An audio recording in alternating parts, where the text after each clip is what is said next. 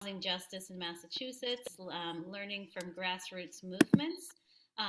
One of our panelists had an emergency, will not be with us this evening, Belkin Martinez from the School of Social Work. But we are so thrilled to have with us this evening Markeisha Moore from Dorchester Not for Sale, as well as Mike Leyba. Oops, I put an extra vowel in your name, Mike. Sorry. Leyba from City Life Vida Urbana.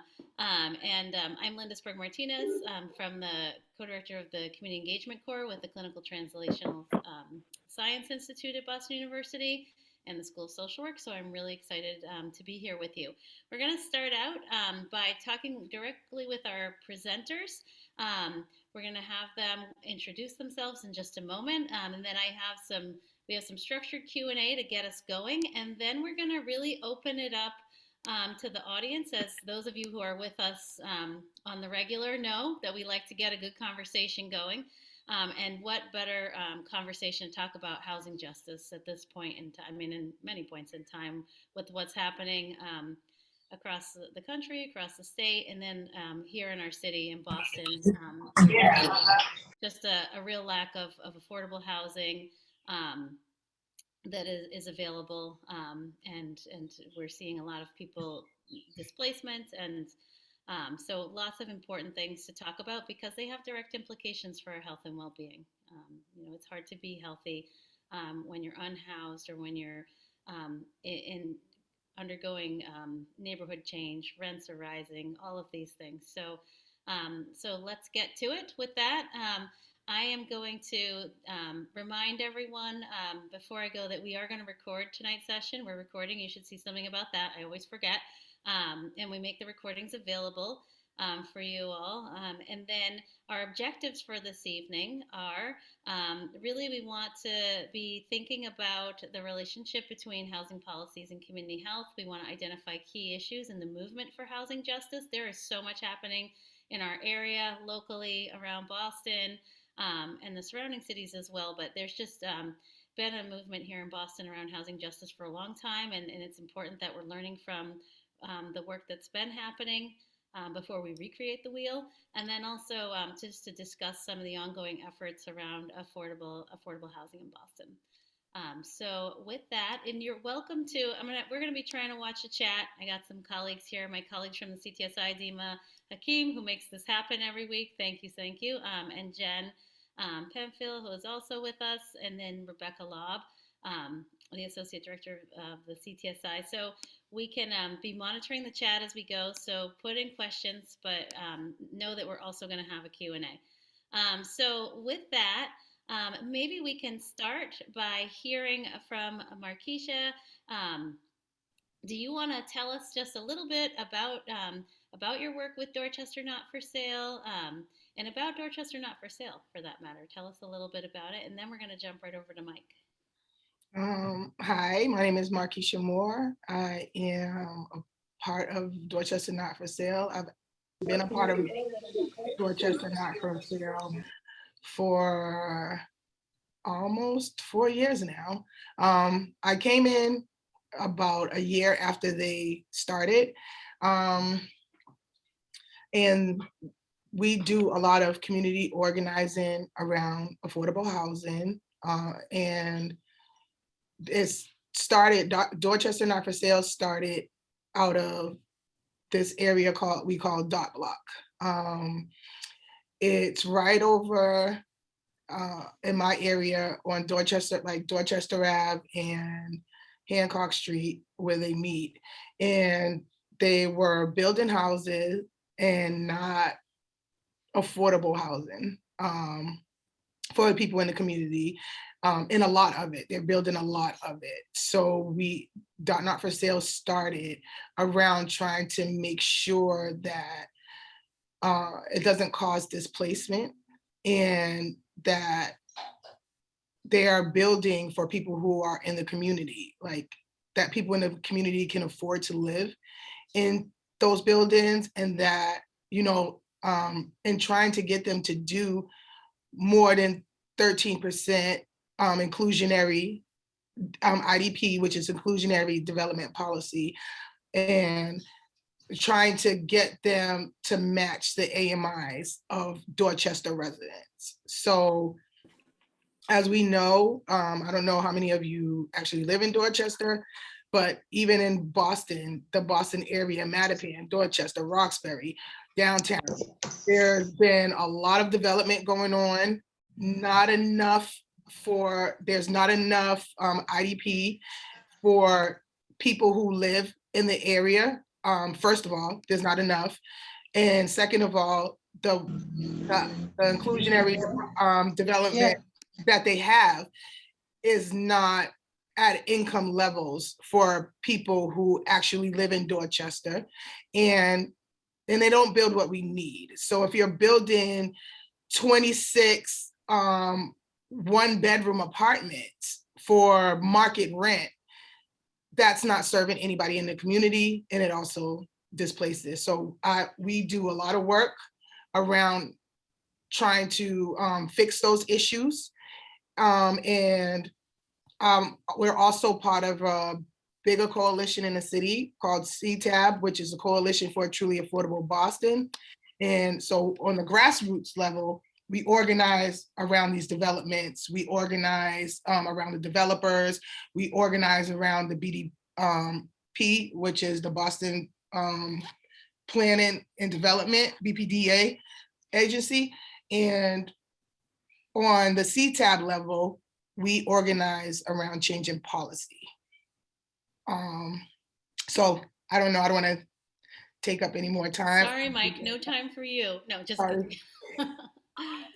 Great. And so, right, I just want to, before we jump to you, Mike, I just want to go over some of the acronyms that you use, because I want to make sure that all of our listeners have a full understanding, because you said AMI, average monthly income? No, oh, I'm sorry. I'm so sorry. And that's another thing. Like in my organizing, I have made sure that we have to, when we say things, we make sure people understand them. So I'm so sorry. But AMI is the area medium income, area medium income. Gotcha. And I said IDP, which is inclusionary development policy. That means what developers have to build if they're developing a building, how much of it has to be so-called affordable. Mm-hmm. And the BPDA is the Boston Planning and Development Agency downtown, which is the agency that approves or disapproves new development happening. Yeah, I'm familiar with them.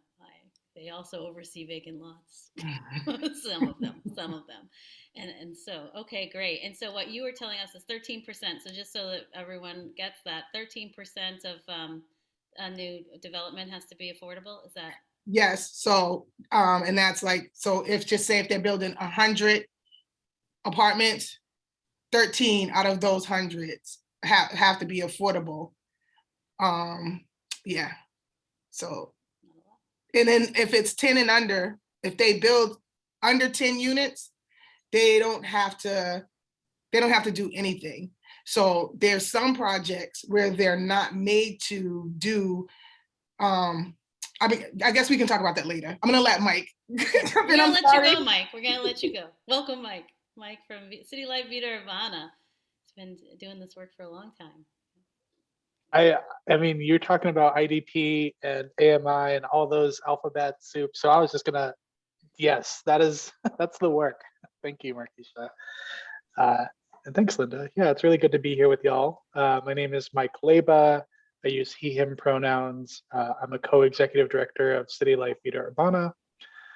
City Life is a 49-year-old grassroots community organization group. We organize folks in-house. We're mostly known for our housing organizing. A lot of folks come into City Life either facing eviction or displacement or foreclosure in some way. And we work with them along with legal team and our organizers to really fight displacement under the political demand that we have a right to remain in the city that we call home, that we've contributed to building, that our families have grown up in. I went, going to school in the city of Boston. Like all these things matter, and so we have a right to remain in the city that we call our own. And so all of our organizing is kind of rooted in that idea. And mostly the work of our organization is helping folks fight eviction or fight foreclosure. Great, excellent. I wonder if you could talk a little bit about what are some of the issues that you see that are impacting residents in Boston when it comes to housing? What are some of the things that you're seeing? And then maybe we can talk about how those things are related to health and well-being. Sure. Yeah. So in Boston, it's important to kind of recognize that before COVID-19 was a pandemic, there was already a pandemic, or at least a crisis on the side of housing. We've long been in a housing crisis. A lot of this has to do with, new development, like Markeisha was mentioning, that is being developed, and some part of it is affordable, quote unquote affordable, but the degree to which it's affordable may not reflect the incomes of the people that live in the neighborhood. So for example, we spent many years fighting the development in East Boston at Suffolk Downs, which is, over 150 acres, going to add 10,000 new units of housing in East Boston. It's actually the largest single development in Boston history, and it's going to double the size of East Boston in terms of residents. But the units that are projected, that are planned to be there, to be added there, they're not actually for the residents that live in the community. Their rent is significantly higher.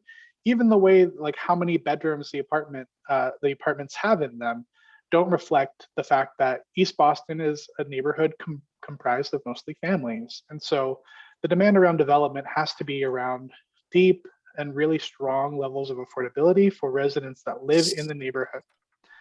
And then on the eviction side, eviction, we've done a whole bunch of research and reports around how evictions in Boston are racialized. And prior to the pandemic, post-pandemic, that's like the unifying thing, is race is actually the single largest kind of indicator of whether a household is going to be evicted, even above and beyond what income is, for example, or indicators of poverty. So in other words, you can have two households that are at equal kind of economic, prospects or income and realities. But of those two, if one of those families is Black or brown, they have a higher likelihood of being evicted through the formal eviction process. So evictions are very racialized. 7 out of 10, just since the pandemic started, 7 out of 10 eviction filings occurred in census tracts where the majority of renters are people of color. So evictions are disproportionately hitting neighborhoods of color. And by contrast, only 30% of those filings are in tracts with majority white renter populations. And it's tied completely to COVID too. So the same kind of looking at neighborhoods that have the highest levels of COVID-19 infection during the first year of the pandemic. In neighborhoods that landlords filed evictions, they filed evictions at twice the rate in neighborhoods with high levels of COVID-19 infection relative to non-COVID-19 infection. So right now, as we're navigating a public health crisis, a public health emergency, where, early in the pandemic, we were told shelter in place, stay home, social distance, all that stuff. Having a home is primary to your ability to stay healthy, and to limiting exposure to, to the virus. And the reality is that even though it has never been more clear, the link between housing and health, we continue to choose to displace people in the middle of a pandemic where housing is your primary healthcare. And so that's kind of what we're seeing a lot of. We're seeing a lot of displacement as a result of economic situations. Maybe people lost their job and didn't realize that they had, assistance available from the state to get, to catch up on their rent. A lot of times, actually, right now, we're encountering landlords who refuse to cooperate with the rent arrears program, the state rent arrears program, because that program requires both a tenant to apply for it and the landlord to accept it. And sometimes the landlord's like, I don't want anything to do with y'all. I just want that person out. which is, that's tragic. Every single time that happens, it's tragic. And, even before COVID-19 kind of started bearing out 2 years ago, we definitely were seeing a lot of building clear outs. Over 25% of home purchases in Boston are all cash sales, which means that 1 out of every 4 homes is being bought by a corporation, a real estate company, with no intention of living in it, right? You can't have a company that lives in a house. That's not how it works. Families live in houses. And so those cash sales create this incentive to displace people and charge higher rents and recoup their investment, make more money on their investment, right? So even before the pandemic, we were facing a lot of a crisis of displacement and eviction, oftentimes driven by corporate landlords and the desire to make profit. And yeah, right now, a lot of our work is trying to figure out how to build and preserve socially owned, permanently affordable housing. That's been a lot of our demand. Basically saying, if the market is not going to provide for renters in the way that renters need it to provide, then we're going to do it ourselves. So we're going to start building community land trusts. We're going to work with community development corporations to create permanently affordable housing. That's really, that's the one thing that I think, is going to get us out of this. And it's not like a switch we can flip instantly and have there's no silver bullet here. But ultimately, the more that we're subject to the rental market, the more folks are going to be displaced, because the market needs to do what the market needs to do to make money. So that's kind of a lot of our primary work is advocating for renters, supporting people through eviction filing, or, fighting eviction, fighting displacement, and advocating for more socially owned, permanently affordable housing. Great. Thank you so much, Mike. Such critical points. I have a question for you in the chat, but I'm going to jump over to Markeisha first, and then I'm going to come back to that question because I also have that similar question for her. So we'll hit that one in a minute. But I wonder, Markeisha, if you can talk a little bit. It sounds like you started with .Not for Sale right before the pandemic, 4 years ago. It's crazy to think we've been in the pandemic for this many years, but maybe talk a little bit about what you were seeing on the ground prior, and then kind of what you were seeing during and what you're seeing now in terms of the organizing work that you're doing and the issues that are impacting community. And I'm guessing some maybe overlap because I know the things that are happening across the city, but maybe talk a little bit about from your lens as an organizer on the ground. So pre-pandemic, just like Mike said, there were a lot of displacement going on, people having to move out of the city because of housing as a commodity instead of it being a right. Just watching, like, at first I've learned a lot in my time in Dorchester Not for Sale. I've also did some work with City Life and, and other organizations around the city, and just understanding how, because they built something there, how did that affect me over here? Why did that affect me over here? And a lot of people don't understand. They just know, like, it's happening. Somehow rents are rising faster than people's incomes are. Like, if your landlord tells you that I want $100 rent raise, like, your job is not giving you $100 a month raise to accommodate that. So people are being priced out so this is what I was seeing pre-pandemic, is people were being priced out because we have these big developers and developments coming in, building these developments for, people, for people who are coming in for technology jobs, you know, and they can make the rent what they want to make the rent because these people in these positions can afford that.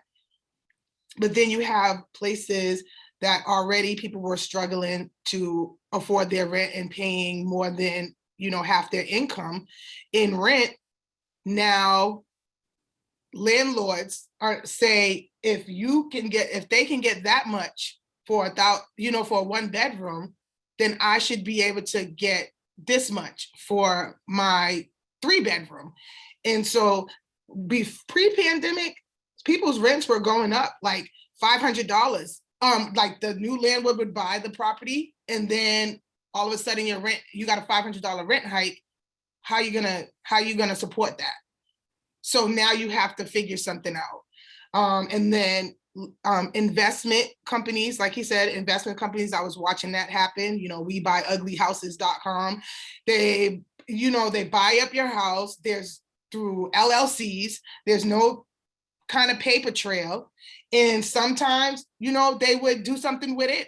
And sometimes they would just sit on it. So now there's housing that's just out there when people are being homeless and being pushed out. Those houses increase in value somehow. I still don't understand this because I understand it, but I don't. And they increase in value somehow. And now, you know, taxes go up around. So when people who are able to even own homes and not just rent, they're affected by this too. And you know, when you can't, a lot of people, there was a housing crisis back in 2008 where, you know, a lot of people were taken advantage of because in certain areas, first of all, your mortgage is going to be, you know, more than what it would be in other areas, just like insurance, just like it's redlining. And so you buy these, and what redlining means is that there are areas that the bank deems is a risk in order for you to give them a loan. And in those areas, if they do give you a loan, it's going to be higher than other areas because they're trying to make money off that risk. And then you end up in 2008, what they were doing a lot of adjustable loans for people in my area. And this is Dorchester. And they were, you know, your loan your interest, your mortgage starts off at one price. And you're like, oh my God, I got a house, I own a house, and so I'm only paying $500 a month. And then it adjusts to $4,000, and people were losing their homes. And then the bank takes it back, and then they resell it. And that's a big problem. That was a big problem. Like people were losing their homes pre-pandemic. And then with all this new development coming in and landlords adjusting their price to what they thought it should be, because landlords are allowed to get comparable rent from other places, but who decides what is the comparable rent, you know? And then therein lies the problem. We have corporations who have unlimited resources and can come in and inflate land value in order to make money off of it. And so now the land values, your taxes go up if you do own a home, and you become homeless. Like a lot of Boston is starting to look different with gentrification and speculation happening. So speculation is, we have how I kind of explained a little bit earlier, is like buying properties, sitting on it and letting it increase in value, and then selling it for a higher price. And then gentrification is just people moving in who can afford these inflated prices and people being pushed out who cannot. And I just my connection with that for health is like, it's a stressful way to live when you're a renter and you have to constantly worry about, like, you don't know if you're gonna have a home to come back to because it's not yours. It belongs to someone else, and whatever they say goes. And so you go to work every day, doing all the things that you need to do, but always in the back of your mind is, am I going to be able to afford the rent this month? Am I going to be able to afford the rent this month? And then when you can't afford the rent, that a lot of Black people have stress. We have stress. It's trauma. It's traumatic to not have a place to house yourself or your children. That's trauma that people live with on a daily basis. And just during the pandemic, Not for Sale kind of pivoted to like community aid. So we did like handing out food, necessities, which, masks, toothpaste, toilet paper, like what people could not get because everybody was buying it up. And so we did more of a mutual aid thing during the pandemic, but we also helped fight for the moratorium to make sure that people, at least during the pandemic, were not being put out of their homes, like in a pandemic. Like Mike said, you're telling people to stay home to keep yourself safe. And if you have no home to go to, like where are you going to do? It's a health hazard. So we pivoted in that way, and it was just felt really good to be able to turn things around. But we noticed that while we were dealing with this in the middle of a pandemic, that development was still being approved. So we were at a pause because they weren't having like the big meetings. People weren't able, and when they did have meetings, you weren't able to, it was more like you watched it instead of engaging. And just even the engagement part wasn't that great because with the translation, like I always say, like language access is not just translating something into something else. It's making sure that the person understands what you're translating. And even in English, like when you said something about what does AMI mean? Like even in English, sometimes you have a hard time understanding what's going on. So you don't have a voice, and you're supposed to have a voice, community voice, be a part of these meetings, and they're supposed to consider your voice. So just post-pandemic, now we come out, we have these big projects happening. Dorchester Bay City, right here in Harbor Point. We have a project happen with like the Harvard School has a big project happening in the Austin Brighton area.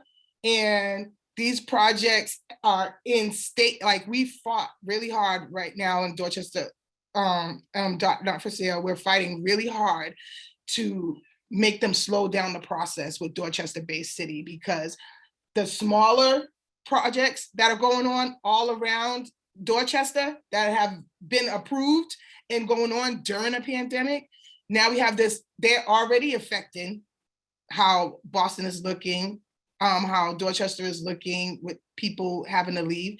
And then we have this big, huge project that is looming. And we haven't had time to really have a process with this developer, with the city of Boston, around what community needs are. And what the community needs is housing that is affordable for the community, permanent jobs that are going to be coming to this space, and just overall community safety and not community policing, which will be a part of this new project. So many important points there, something that struck me with both of your comments is that this is a highly racialized process, right? I think being explicit about who's being moved out of the city and who's being moved into the city, right?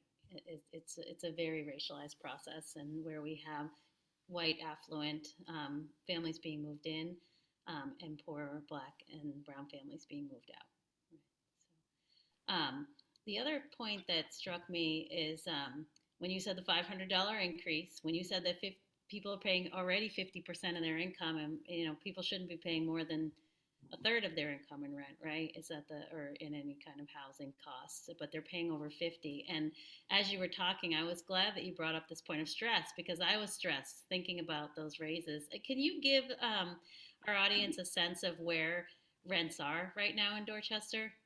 I mean, I can say where they're in Roxbury. It's frightening.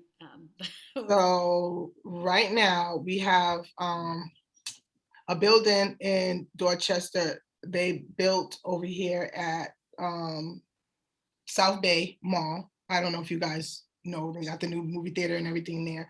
So we have some studios for $4,000 in that building. We have some 2 bedrooms for $5,000. And there's not a lot of 2 bedrooms, not a lot of 3 bedrooms in there. It's a lot of studios and 1 bedrooms. Boston is saying that so those rents are meant to match the area median income of Boston residents. And the last time I checked, which was about a month ago, Boston was saying that the area median income for Boston residents is $107,000 and some $100. So I don't know anybody who makes that. But the way they come up with these rents, they use rents from, I just pulled up my own information, but they use rents from wealthier communities that are not even in Boston. Carlisle, Massachusetts, Wellesley, Massachusetts, Sudbury, Massachusetts. So about 2 years ago, I looked up the AMIs and how they did the Boston AMIs. And 2 years ago in Dover, their area median income was $250,000 a year.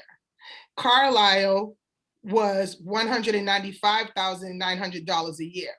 Now, in my area of Dorchester, where I live at, the median income for Dorchester residents is about, like, the actual, what actual residents make is about $42,000 a year, $42,000 to $44,000 a year. So when they're renting these apartments at 70% area median income, 44,000, that leaves out most of our residents, because that's not even 50% of the area median income. So you're saying that these are the affordable apartments. So these are the affordable apartments, the 13% that they're building. Those are at 70% area median income. So just even if I don't say 107,000, I say 100,000. 70% of 100,000, somebody has to be making $70,000 a year. And when I say that, I'm talking about a family. I'm talking about like a person, like I'm a unit, not a family. I'm talking about a person. To afford a 1-bedroom right now in Dorchester, you would have to be making $58,000 a year by yourself.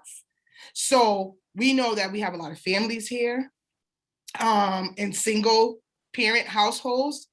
And so to be able to afford one of these affordable apartments, if you have to be making $58,000 a year, can you imagine the market rate apartments?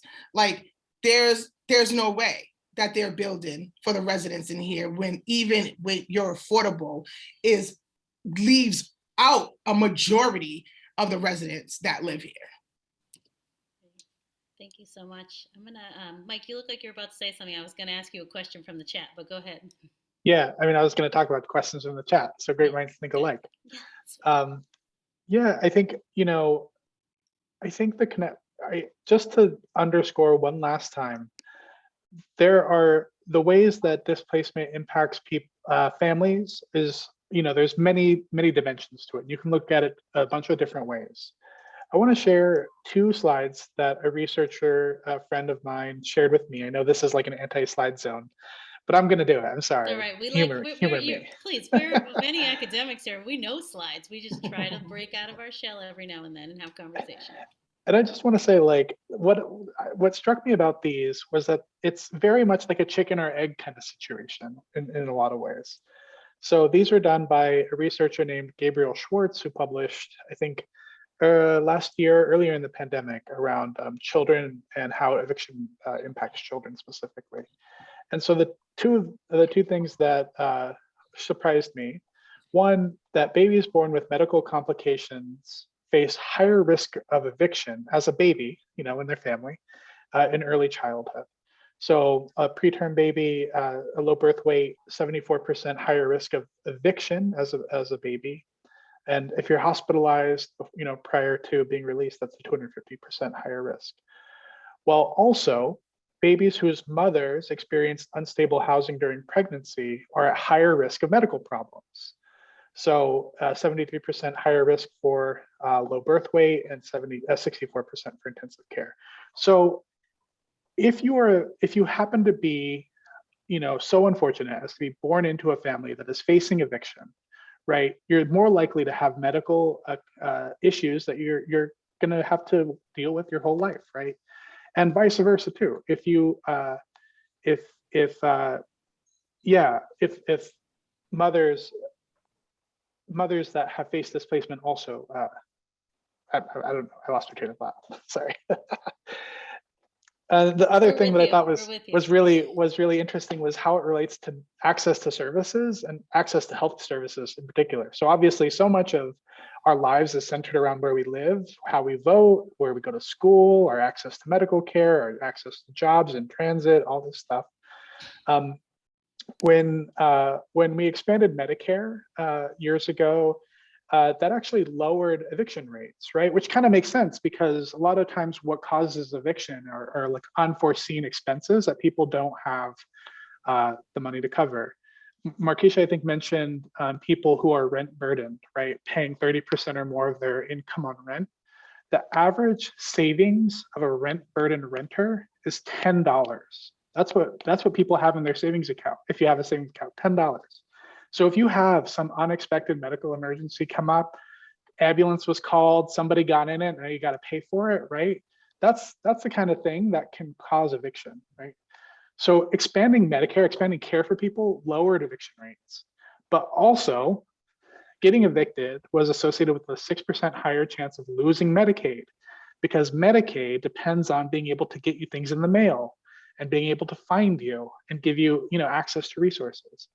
And so in a lot of ways, just so much of our system is based on where you live and how you're able to access services that we all should have access to, like healthcare, like housing, like jobs, like, a future without climate catastrophe, right?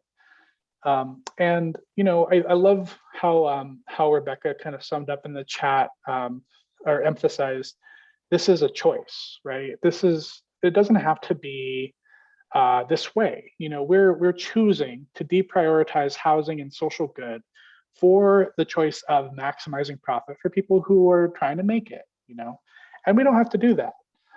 And the organizing work that Not for Sale, that Reclaim Roxbury, that City Life, that many other organizations do, it, in addition to like fighting kind of at the site of, at the point of like crisis, it also, doing that organizing work also changes the conditions of that choice. And so, for example, Michelle Wu, y'all may know, lovely person, ran for mayor on talking about rent control openly, publicly. Rent control has been a boogeyman for 20 years.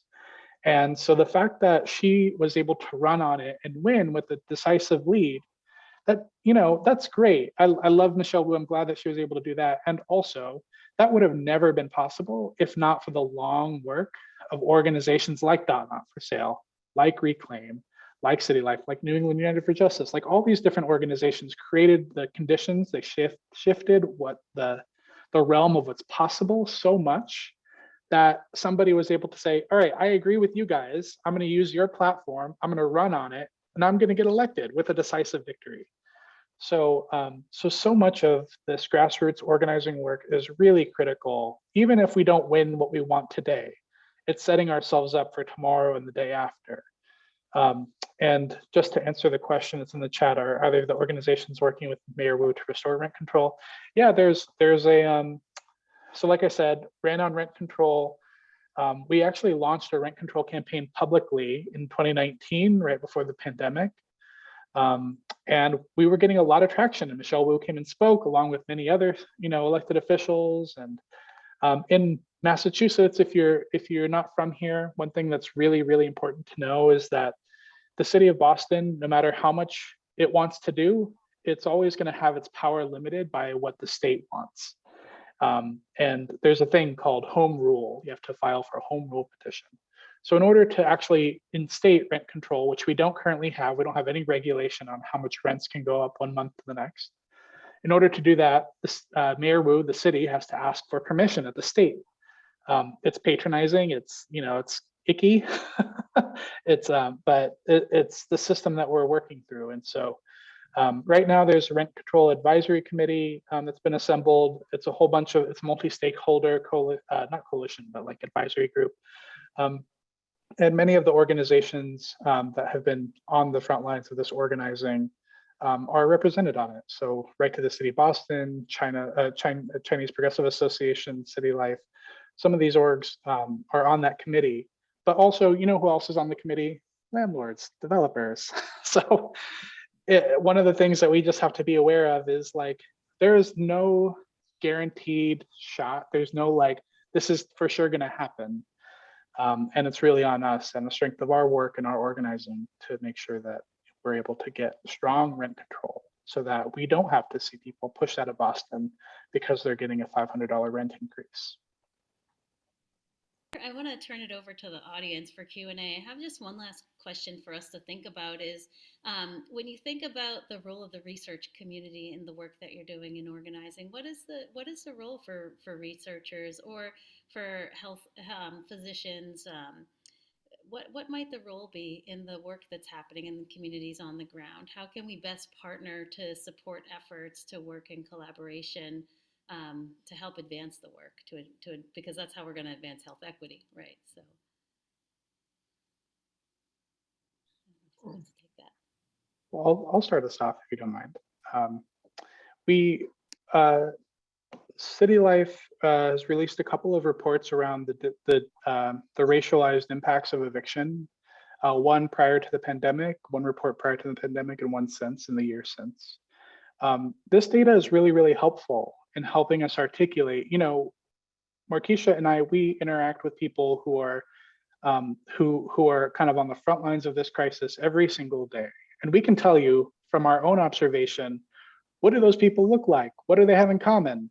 It's pretty, but without the data to back it up, nobody's going to believe you or nobody's going to care. And so a lot of legislators, unfortunately, without some kind of data to back it up, they're not willing to step out because you're asking them to do something, God forbid, they do something risky.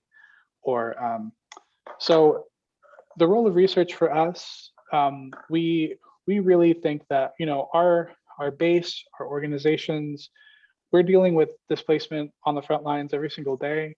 The research, in a way, helps us verify and validate that what we're seeing is actually universal and true. And it gives us the tools that we need in order to advocate for solutions that really attack those kind of like root causes, those systemic causes, and help us help us get rid of what's hurting people. So it is really important. And it's also important to say, the research has to really be done hand in hand with community. It's not like you leading us and us leading you. It really is like has to be done in partnership. And out of working together in partnership, there's been a lot of really amazing findings and lessons from that. So I agree. What Mike said, I was gonna just say the same thing, is that like we do our own research in like .not for sale around Dorchester things, but having a researcher's data corroborate what we're saying, and it's not just our word against the developer's word. This is, it's no, we corroborate in this. This is the same or similar. It puts it makes it valid. It validates what we're saying, and like we're not just making numbers up out of our heads. And then I just wanted to say something real quick about when Mike was saying about how Boston is not able to, like, they have to go to the state. So I've been working in another area, like I said, the Coalition for Truly Affordable Boston, on policy surrounding that.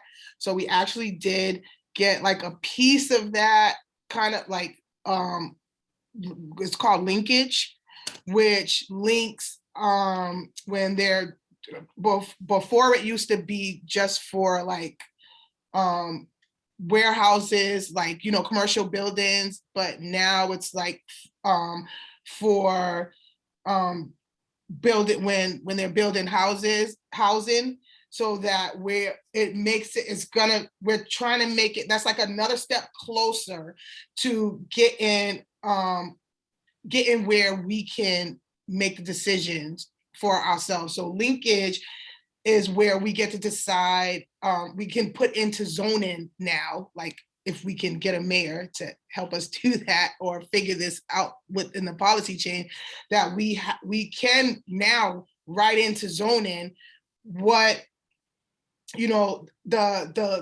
linkage prices that they have to pay, which is like per square footage, what developers pay for buildings they're going to build, or what is in the warehouse, the square footage, and connect that to the land cost they got to pay, connect that to what they what the fees that they have to put into for affordable housing. And so it's we haven't got there yet, like he said, but we've passed that, got that through, and we're going for the next step. So we are working on that. That's wonderful. That is so great. And exciting work happening on the policy front, on the research front. And I do think important to think and I agree with the comment in the chat that you all are doing research in the community. And my comment was more about how can we partner for folks who want to get engaged in research partnerships. So I'm going to turn it over to the crowd if there are any questions that folks have for our panelists. Feel free to come on screen, throw up a hand, chime in.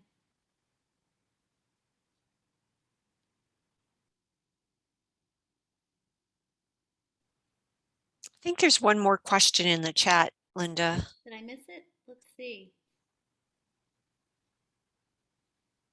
Is it the one about the, well, he talked a little bit about the barriers for implementing policies. Which one is it? Rebecca, do you want to just read it?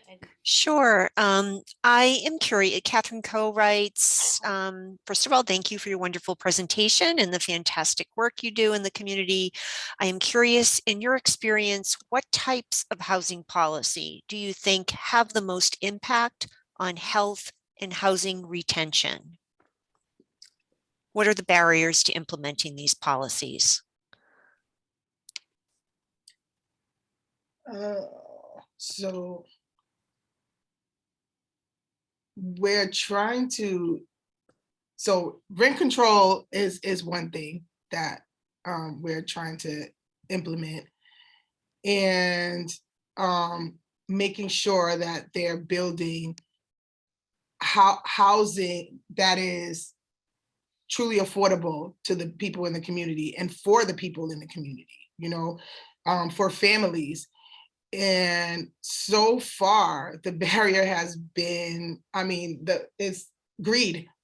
Housing is for profit now, and it's not for, they think it's not a necessity. And so when you have developer, like Mike says, there's a committee around, rent control. And when you have developers pushing back on one side and you have community pushing on one side, like, in reality, the developers, they have resources that the community doesn't have. We need people power. Like, that's how we will win. We elect these people. We need to, get people to the polls and have them, understanding who they're voting for, and not just voting for a familiar. That's why they put all these campaign ads up and all these things, because sometimes you just see a familiar face and you hear the little blurbs that they say, and then that's where your vote goes. But understanding what policies that they have worked on in the past and that they're doing now, and understanding what their platforms actually are, and voting these people out, like people power, we can do this. And then just saying, this is what we need as a community with all of our voices, because we don't have the same resources as these developers, and they use their resources to get what they want. They'll hold things up in court. They push on politicians, and the reality is that it's been working. It's slower on our side to get something, to get any community benefits out of a project than it is for a developer to get approval to start the project. So they're doing their projects while we're fighting to get benefit for the community, but their projects just go along and go along and go along, and we're still fighting. It just doesn't move as fast on this end as it does on that end. But luckily, the power of the people will prevail, right? Keep on time. Did you have something to add, Mike? I'm not sure. When it's hard to add on the power of the people. Now I put in the chat just some of the things that we've been tracking and monitoring. Always revenue to create and preserve more affordable, permanently affordable housing, social housing, that kind of thing. Controls on how much rent can go up, i.e. rent control or rent stabilization, depending on who's talking about it. Development without displacement. Markeisha talked a lot about that. That's really important, that whatever is being built reflects the needs of the community. The Tenant Opportunity to Purchase Act, this is one of those levers that would help us transition more and more property out of the speculative market and into permanently affordable housing to benefit generations to come. Right to counsel, which is if you're facing eviction, you should have the right to a lawyer. That's something that in criminal proceedings, is granted, but in eviction cases, the housing court is basically an eviction mill. It's like a rubber stamp to get you out. It's not actually a plaintiff and defendant, really. I think it's only 3% of tenants have any legal counsel at their court hearing for eviction. Well, 90% of landlords do. And then eviction ceiling. Whether you have been evicted can prevent you from gaining access to affordable housing in the future if you need to go on BHA or public housing, or a lot of landlords, they run a check and they make you pay for it to see if you've been evicted anywhere. They won't rent to people that have been evicted, and as long as you can pay rent, that's really what the landlord needs to know. Can you pay rent? Yes or no? Great, you move in. But these are some of the efforts that are kind of currently moving right now. Along with all of the kind of big, there's a number of really large developments that are happening at right there at Columbia Point. What's it called, Markeisha? I'm totally spacing. Oh, Dorchester Bay City. That's it, Dorchester Bay City. And there's a huge site in Alston that's part of Harvard's campus, as you know. Like I said, HYM and Suffolk Downs and East Boston. And there's a lot of planning that's also going to be going on that's upzoning. You know, about 5 years ago, they did upzoning in Jamaica Plain between Eggleston Square and Forest Hills. It's kind of the strip that they rezoned as JP Rocks. And I got to say, I drive that street every single day and I don't recognize it anymore compared to what it was, 5 or 10 years ago. So, Yeah, and I think like a key point as we're closing is that if we don't get involved and we don't start to work towards it, we're not going to recognize our city because there's so many parts of the city that are irrecognizable like right now. So such important points. I want to just give you all a huge round of applause and thank you, Markeisha and Mike, for joining us this evening. I wish that Dawn Martinez was with us as well, but if she was here, she would say that if we need to continue to fight against racial capitalism and organize, or we're not going to advance any kind of equity. We can't have equity in a social hierarchy, and we really need to keep moving forward. So I think that we will compile the resources, the many reports that Mike has shared in the chat, different information, if there's things about Not for Sale as well and the work that you're doing, initiatives that are up and coming. We are happy to join in sharing them and getting the word out in any way that we can. But we will put them out with the recording for this session. And with that, I will say that next month will be our last speaker series of the year. We have Catherine Lusk organizing a panel for us, focusing on municipal collaborations for health and ways that we can think about partnering with local governments around advancing community health. So that was what we'll have next month. There'll be more coming out around that after the spring break.